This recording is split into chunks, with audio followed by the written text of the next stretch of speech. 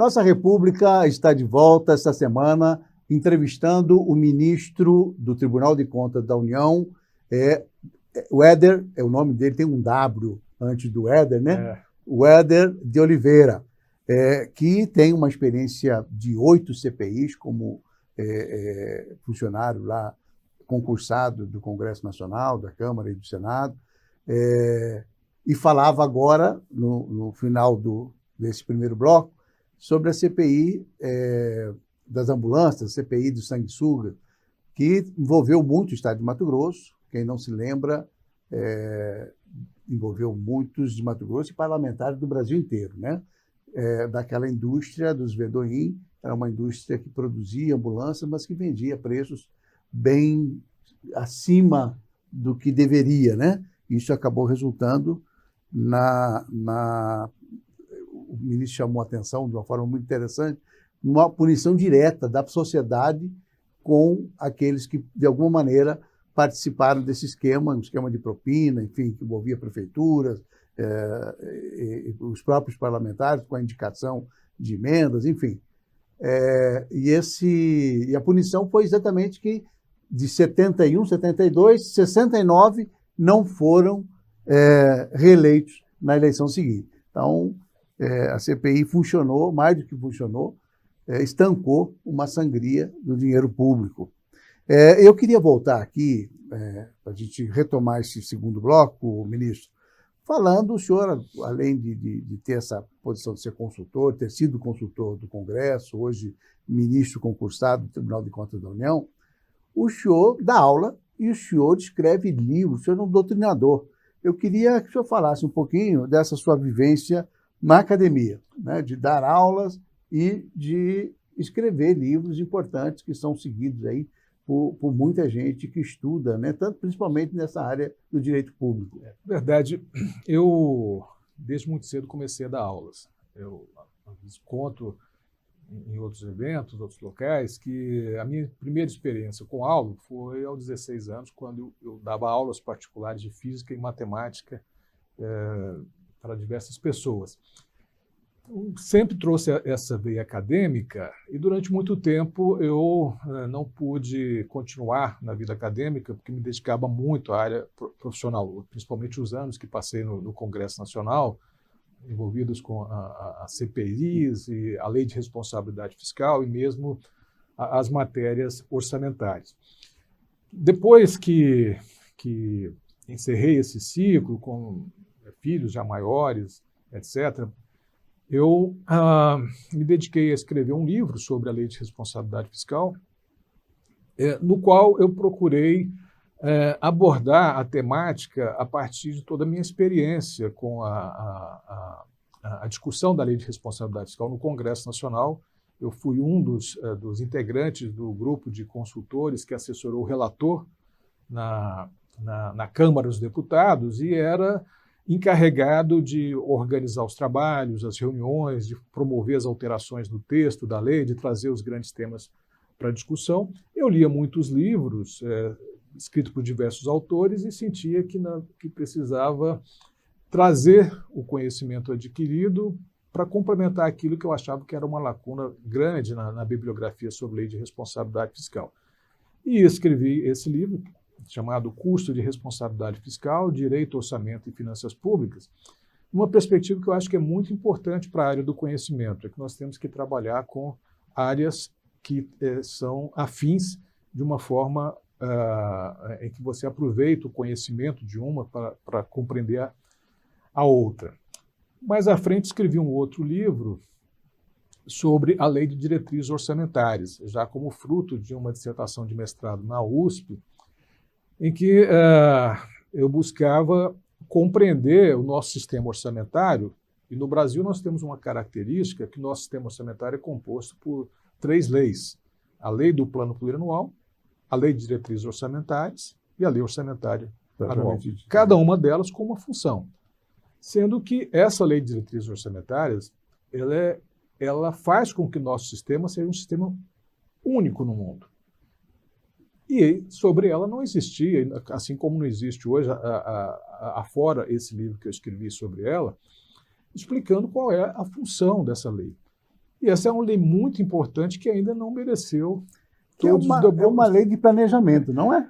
Pode definir assim ou não? Ela é uma lei de um planejamento de médio prazo e quando foi projetado na nossa Assembleia Constituinte, eu tive que pesquisar como a ideia dessa lei começou, e ela começou, olha que interessante, Mauro, ela começou baseada na perspectiva de que o nosso sistema seria um sistema parlamentarista. E ela terminou sendo, ao longo da Assembleia Nacional Constituinte, ela nasceu como um embrião e foi sendo se desenvolvida. Os constituintes foram agregando funções, o sistema deixou de ser parlamentarista na ideia inicial e passou a ser presidencialista, e nós tivemos uma lei que, ao longo desses 30 anos, foi se desenvolvendo num rumo completamente diferente daquele previsto pelo Constituinte.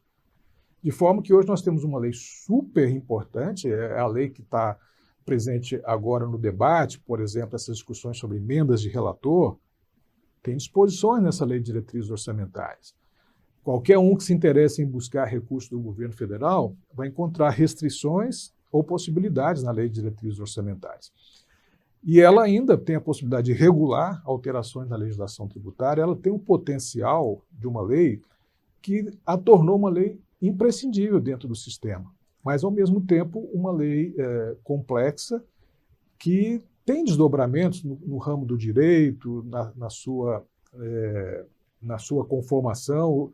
Ela tem desdobramentos sobre definir, por exemplo, meta fiscal, né, resultado fiscal. Ela seria, e é mais importante do que uma lei, ela, na verdade, pensou num sistema político de discussão de orçamento e finanças públicas num determinado momento no ano. Então, a ideia era que, no primeiro semestre de um ano, Poder Executivo e Poder Legislativo, ao se debruçar sobre as grandes diretrizes orçamentárias, fizessem uma grande discussão sobre finanças públicas e orçamento, definindo as grandes diretrizes para o ano seguinte e para 3 anos. E quando o senhor fala diretrizes, nós estamos falando de políticas públicas, em última análise. Aquilo que os governos, os legislativos vão dar como prioridade ou como rumo para a gestão pública, não é isso? Exatamente, porque, veja, seria um momento em que o governo, quando eu falo, executivo e legislativo, né? Porque, em matéria orçamentária, o legislativo exerce uma função de alocar recursos, né, juntamente com o executivo.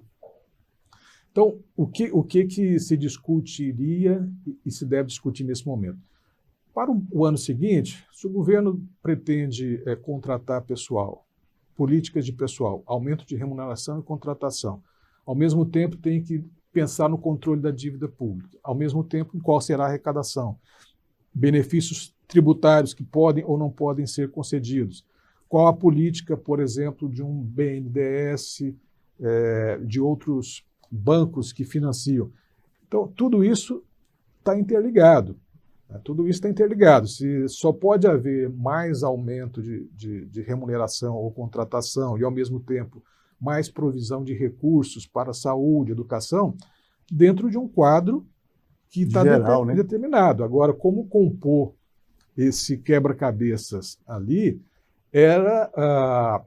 fazia parte da perspectiva do Constituinte que isso fosse feito num determinado momento, no começo do ano, definidas as grandes linhas, as grandes diretrizes, os grandes limites, a lei orçamentária trabalharia numa parte de fazer as alocações dos recursos, né? Então, essa foi a grande ideia de se criar essa lei.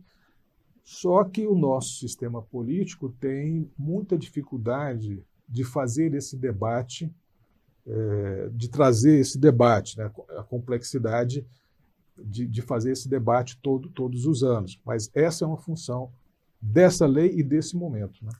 Ministro, nós já falamos um pouquinho da lei de responsabilidade fiscal no bloco anterior, quando o senhor participou da elaboração da lei, quer dizer, da comissão que trabalhou essa legislação.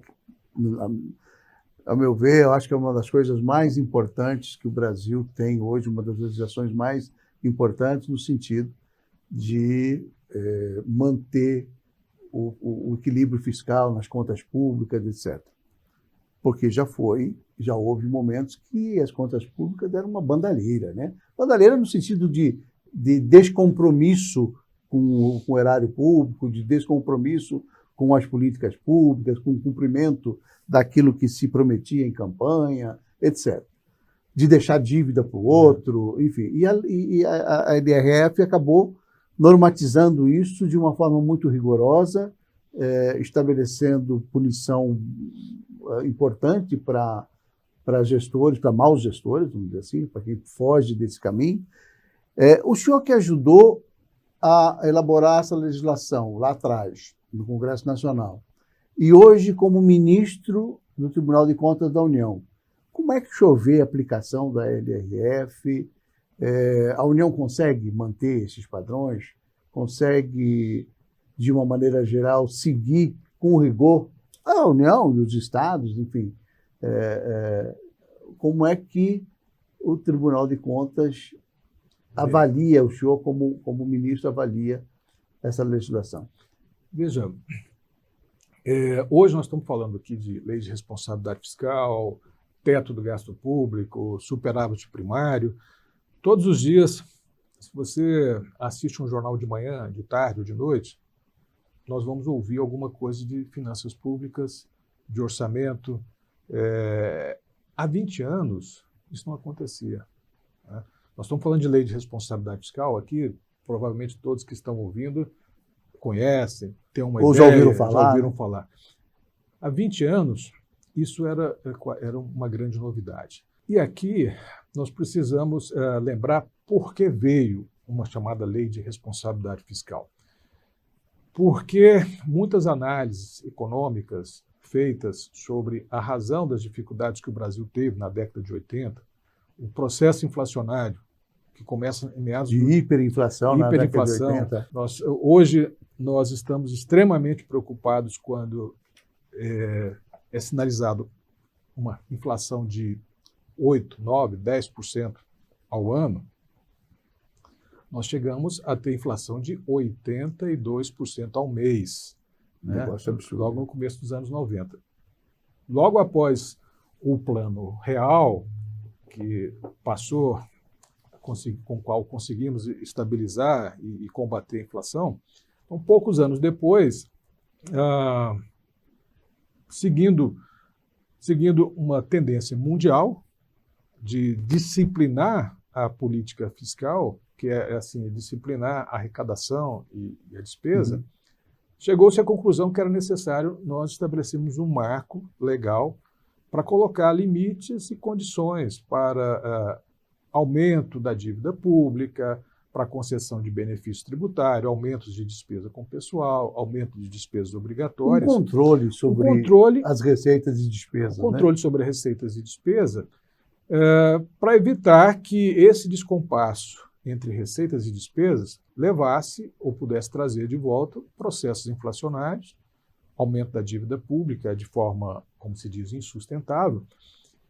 E o Poder Executivo, à época do ex-presidente Fernando Henrique Cardoso, elaborou um projeto de lei, encaminhou à Câmara dos Deputados em abril de 1999, e o que nós tivemos lá foi quase um ano, porque a lei entrou em abril de 1999, saiu da Câmara dos Deputados em dezembro de 1999, dezembro, janeiro de 2000, foi ao Senado e em abril de 2000 encerrou a discussão, ela foi sancionada em 4 de maio. Tem 21 anos. 21 anos, então praticamente um ano. Mas em um ano, nós vivemos um dos períodos mais interessantes da história pós-constituinte, em que se debateu uma legislação como se nós estivéssemos elaborando uma nova Constituição. O ardor que se discutiu isso, de um lado tinha muito debate... Porque era o surgimento de quase um novo Estado, né? Uma outra visão, uma outra cultura de gestão pública, né? Era colocar na discussão assim, que gestão fiscal, gerir bem, cuidar da parte fiscal do Estado, é tão importante quanto cuidar da política pública de saúde, de educação. Essas políticas não vão à Mas uma frente. não funciona sem a outra, Não né? funciona sem a outra. E fazer esse debate a partir de experiências internacionais, dos Estados Unidos, da Europa, da Nova Zelândia, que são os marcos, movimentou os estudiosos, movimentou o mercado, a opinião pública. A gente já se esqueceu disso, porque isso ficou tão presente que parece que sempre foi E assim. sempre foi assim, né? Mas e não foi. E não foi. Era impressionante. Desculpe interrompê-lo, ministro, a gente vai ter que ir para o intervalo, mas antes, só para ilustrar, quer dizer, antes da LRF, o governante de Estado, ou prefeito, ou governador, ou, enfim, ele deixava dívidas para o seu sucessor pagar, independente da condição, da possibilidade real do Estado de cumprir aquela obrigação. E isso endividou os estados, endividou as prefeituras, trouxe uma série de consequências graves para a execução do serviço público, né? Das políticas públicas, como o senhor bem referiu. Então, a lei acabou disciplinando de uma forma bastante interessante. A gente vai voltar em 1 minuto, mas antes, eu quero falar sobre cuidado com o dinheiro público e com você, cidadão. Em janeiro de 2019, o governo estava quase quebrado. Era viatura parada, dívidas e mais dívidas, você se lembra. Aí, ajustou as despesas, pagou as contas, consertou tudo. E agora, Mato Grosso chegou ao nível mais alto de confiança do Brasil. Saiu da nota C e, pela primeira vez, é nota A no Tesouro Nacional, junto com apenas outros 2 estados. Você sabe o que significa essa nota A no Tesouro?